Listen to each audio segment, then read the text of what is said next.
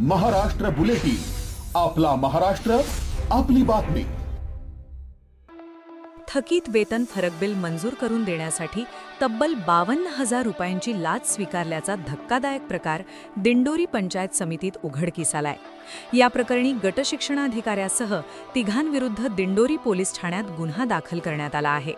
या प्रकरणात गटशिक्षणाधिकारी भाऊसाहेब तुकाराम चव्हाण, प्राथमिक शिक्षक निलेश निंबा भारती आणि जिल्हा परिषद नाशिक येथील कनिष्ठ लेखा अधिकारी देवीप्रसाद चैत्राम पाटील यांचा समावेश आहे।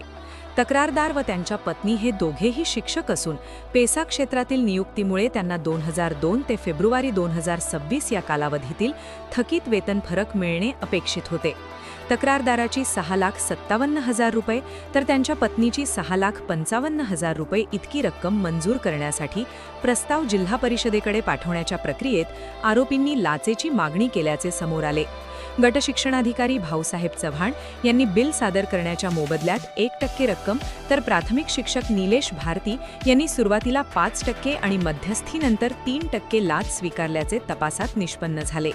या प्रकरणी भ्रष्टाचार प्रतिबंधक अधिनियम 1988 अंतर्गत कलम 7 व 12 नुसार दिंडोरी पोलीस ठाण्यात गुन्हा दाखल करण्यात आला आहे।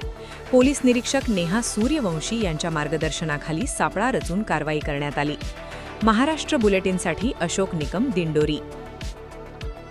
महाराष्ट्र बुलेटिन, आपला महाराष्ट्र, आपली बातमी।